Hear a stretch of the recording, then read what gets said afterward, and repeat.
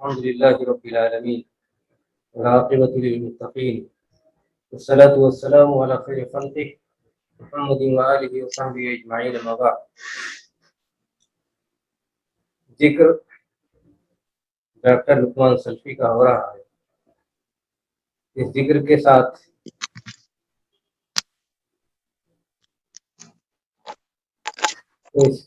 کے ساتھ ان کی بہت ساری خوبیاں، ان کی جہود، ان کی کوششیں، ان کا منہج اور ان کے کام کا طریقہ، بہت ساری چیزیں سامنے آ جاتی ہیں۔ ڈاکٹر صاحب کا سب سے بڑا کارنامہ ان کا اپنا ادارہ ہے، جامعہ ابن تیمیہ۔ ادارے تو بے شمار ہیں اور ان کی کمی نہیں ہے، لیکن جامعہ ابن تیمیہ جب سے قائم ہوا ہے اب تک اپنی ایک خاص شناخت رکھتا ہے اور اپنے پروڈکشن کا ایک خاص شناخت ہے، اور یہ سلسلہ چل رہا ہے۔ اللہ تعالیٰ سے دعا ہے کہ برابر قائم ہے۔ ادارہ چلانا، ادارہ کھولنا آسان کام نہیں ہے۔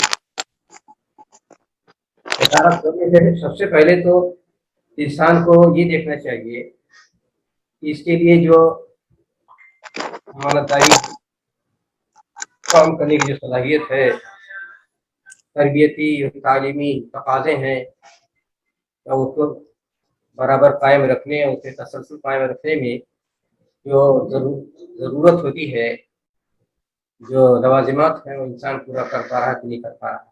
اس نظریے سے اگر دیکھا جائے تو جماعت کے اداروں میں اس کی خاص پہچان ہے، اور یہ میں کہہ رہا ہوں، کوئی دوسرا نہیں کہہ رہا ہے۔ اسی بارے میں سب جانتے ہیں کہ یہاں جو بات کہی جاتی ہے بلا کہی جاتی ہے۔ بات یہ ہے کہ ایک انسان یا کسی ادارے کے بانی اگر اس کی فکر پختہ ہو، نیت صالح ہو اور جوش عمل فراواں ہو، تو جو کام کرے گا وہ صحیح بھی کام ہوگا اور اس کی کام کی شناخت بھی ہوگی اور اللہ تعالیٰ اس پہ برکت بھی عطا فرمائے گا۔ اور ایک بات یہ بھی ہے کہ ڈاکٹر صاحب نے جن لوگوں کے ساتھ زندگی گزاری اور جن کے سائے میں رہے، دوسرے بھی بہت سے لوگ رہے، لیکن بدقسمتی سے صرف معتب پسند ہی سیکھا، لیکن انہوں نے سب کچھ سیکھا۔ انہوں نے منہج بھی سیکھا، عمل بھی سیکھا، صالحیت بھی سیکھا، کام کرنے کا طریقہ بھی سیکھا، تربیتی انداز بھی سیکھا۔ وہ تمام چیزیں جو اپنے بزرگوں سے اور دنیا کے ممتاز ترین لوگوں کے ساتھ بیٹھ کر سیکھا تھا، انہوں نے آ کر کے جامعہ ابن تیمیہ میں ساری چیزوں کو رواج دینے کی کوشش کی، اور اسی کے منہج پر، اسی طریقے پر انہوں نے اپنے ادارے کو چلایا، اور اس کا نتائج بھی سامنے آئے کہ جس طرح وہاں کے انتاجات ہیں، جس طرح علمی یا شخصی یا علماء کی جو فوج ٹیم تیار ہوئی، تو آج دکھائی دیتی ہے ہر جگہ۔ کسی فیلڈ میں جائیے، یونیورسٹی میں چلے جائیے تو وہاں بھی نمائندگی ہے، باہر جائیے تو وہاں بھی نمائندگی ہے، صحافت میں جائیے تو وہاں بھی نمائندگی ہے، علم میں جائیے تو وہاں بھی نمائندگی ہے، ہر جگہ جامعہ کی نمائندگی موجود ہے۔ اور ایک بڑی بات یہ، بانی جب ممتاز ہو، مخلص ہو اور جینوین ہو تو اس سے انتساب رکھنے والے بھی اس سے محبت بھی کرتے ہیں۔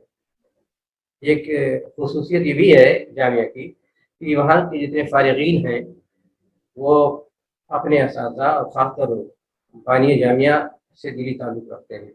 یہ دلی تعلق، یہ نسبت، یہ وابستگی بہت ضروری ہوتی ہے۔ اگر یہ وابستگی نہ رہے تو جتنے جو پروڈکشن ہے انتشار کا شکار ہو جاتا ہے، اور اگر یہ وابستگی موجود ہو، یا اپنا قدیم کے حوالے سے یا یہ تیمی کے حوالے سے، اگر یہ انتصاب کسی بھی ادارے میں اپنے جامعہ سے لوگوں کا انسلاک مضبوط ہو، کوئی انتصاب مضبوط ہو، تو وہ انتصاب بہت کام کرتا ہے۔ ہر جگہ یہ چیز سب کو جوڑ کے رکھتی ہے اور سب کی صلاحیتوں کو بھی جوڑ کے رکھتی ہے، اور سب کے جہود جو ایک جگہ اکٹھا ہو جائے تو وہ مؤثر بھی ہوتی ہیں اور حسین بھی ہوتی ہیں۔ تو یہ ساری چیزیں یہاں نظر آ رہی ہیں۔ یہ چیز آسانی سے نہیں حاصل ہو جاتی، हम भी दुनिया में रहते हैं, हम भी मुख्तलिफ इदारों से फारिग हैं, علی گڑھ سے بھی فارغ ہیں, جامعہ سلفیہ سے بھی, جامعہ اسلامیہ سے بھی. لیکن جہاں دیکھتے ہیں کہ وابستگی اگر اپنے ادارے سے ہے اور ادارے کے ذمہ داروں سے ہے, تو وہاں پر ایک علمی اور کلچرل سسٹم ڈیولپ ہوتا ہے, ایک ثقافتی سسٹم سیٹ اپ ہوتا ہے, اور وہ چیز بہت دور تک جاتی ہے, اس کے اثرات بہت زیادہ ہوتے ہیں. تو یہ چیز خاص طور پر جامعہ ابن تیمیہ کو حاصل. اور ایک یہ بھی کہ یہاں ابھی دیکھا جاتا ہے کہ چونکہ بنیاد ہی صحیح ڈھنگ سے رکھی گئی ہے, تو جو عام طور پر دینی اداروں میں ایک بڑا مسئلہ پیدا ہوتا ہے کہ وہاں سے پڑھنے کے بعد جو تعصب کا بیج لے کے آتے ہیں, تناور ہوتے رہتا ہے دل و دماغ میں, ہر جگہ سینگ مارتے رہتے ہیں, وہ چیز یہاں نظر نہیں آتی. یہاں توسع بھی نظر آتا ہے, اور یہاں ایک دوسرے کو برداشت کرنے کا جذبہ بھی نظر آتا ہے, اس لیے کہ بانی خود اسی طرح کے تھے اور ایسے عالمی ادارے میں تھے کہ وہاں ان سب کی گنجائش نہیں تھی. وہ چیز ان کے ذہن و دماغ میں تھی, اس چیز کا اثر ادارے پر بھی ہے کہ ادارے میں جو لوگ پڑھانے والے ہیں اور جو لوگ وہاں سے فارغ ہوئے, دوسروں اداروں کی بنسبت یہاں توسع بھی دکھائی دیتی ہے کہ تعصبات یہاں نہیں ہونی چاہیے. اور تعصبات سے اگر آدمی پاک ہو جائے تو انسان کے اندر صلاحیت ہوتی ہے حقیقت شناسی کی, انسان کے اندر صلاحیت ہوتی ہے حق کو تسلیم کرنے کی. آج کے زمانے میں دو چیزیں بڑی مشکل ہیں, حقیقت شناسی کی صلاحیت دھندلا ہو کے رہ گئی ہے, اور حقیقت اگر معلوم ہو جائے تو اس کو تسلیم کر لینا ناممکنات میں سے ہو گیا ہے.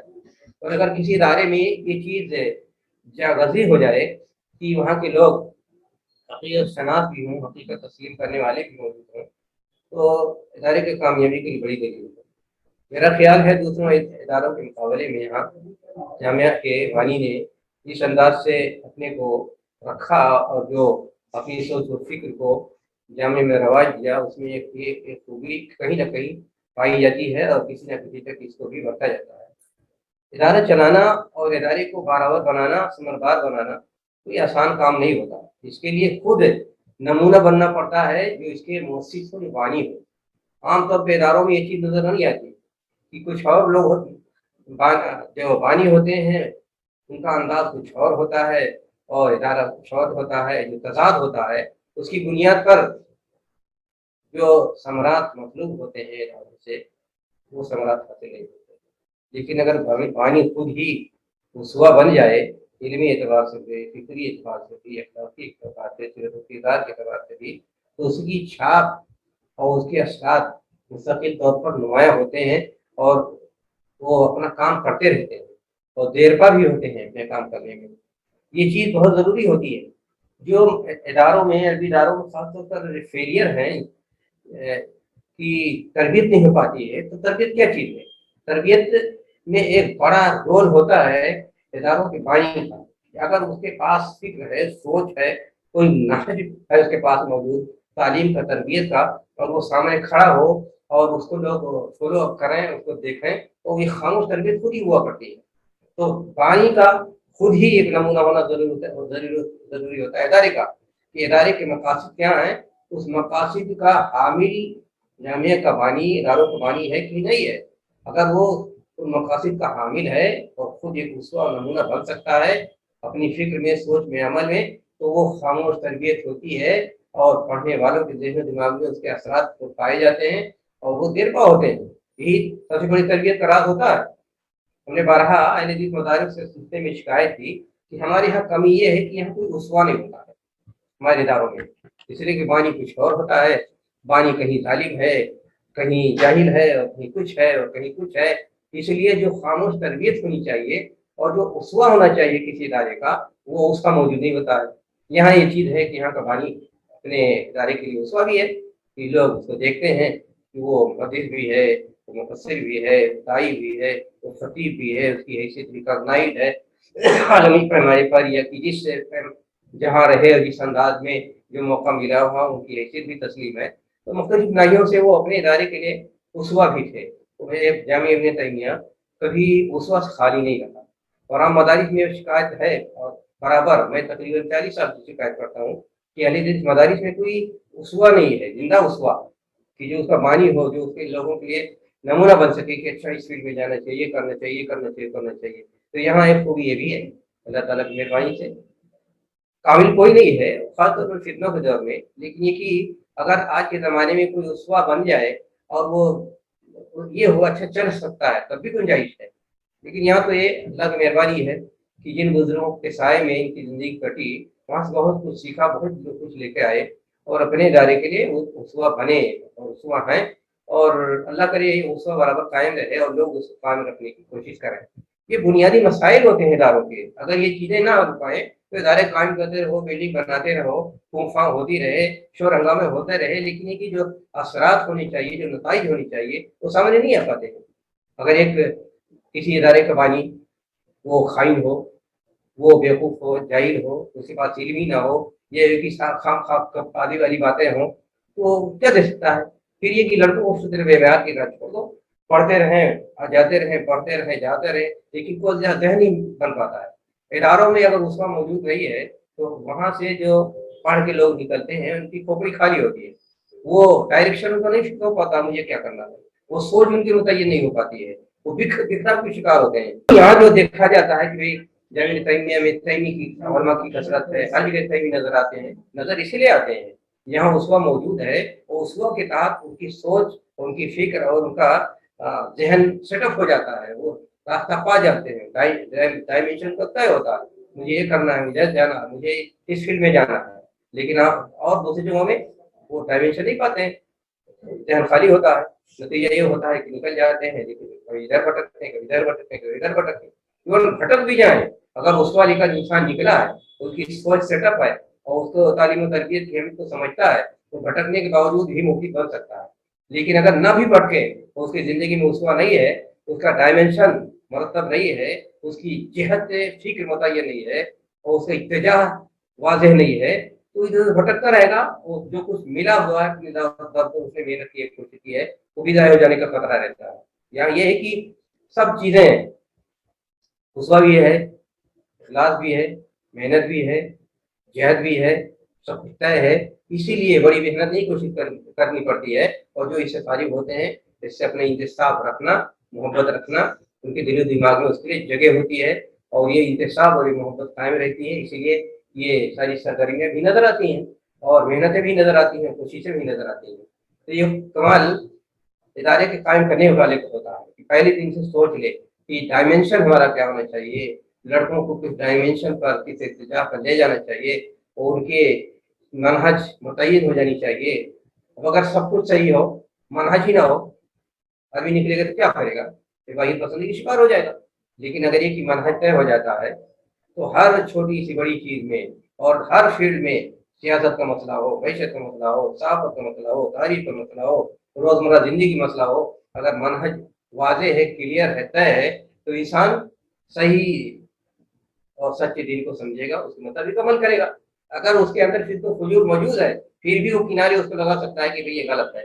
लेकिन अगर ये मनहज नहीं सही है, तो सब आमन्ना व सद्दक़ना, ये भी सही, वो भी सही, वो भी सही, वो भी सही। तो ये वो भी सही वाला या सब सही है और सब कुछ सही है। आज मनहज पढ़ने जानने वाले भी अगर सेटअप नहीं हुआ ज़हन में, ज़हन और वो उसवा तय नहीं हुआ है, तो यही बात तो चलती है हर जगह ज़हन और दिमाग में कि सब कुछ सही है और सब सही है। तो ये वाहियत का दरवाज़ा तो नहीं खुलना चाहिए मदरसे से फारिग होकर के, और ये बड़ी तेज़ी से ये चीज़ फैलती चली जा रही है। लेकिन चूँकि उसवा यहाँ तय है, मनहज तय है, तो बिगड़ने के बावजूद भी यहाँ आदमी सुधरा रहता है और दूसरी जगह सुधरा भी हुआ हो, अगर ये सत्य नहीं हो, तो बिगड़ सकता है। तो ये सब खूबियाँ हैं, ये अच्छाइयाँ हैं। अल्लाह से दुआ है कि अल्लाह ताला इस इखलास के साथ और जिन बुजुर्गों के साए में, दुआओं में ये इदारा कायम हुआ है और अब तक इसने जितने इसकी खूबियाँ हैं, प्रोडक्शन है, कमालात हैं, अल्लाह ताला इसी तरह इसको बरकरार रखे और वहाँ से अच्छे लोग निकलें, पढ़ें और ज़्यादा से ज़्यादा उम्मत के लिए, सारी दुनिया के लिए मुफ़ीद बन सकें। वाक़िर दावाना अनिल हम्दुलिल्लाह।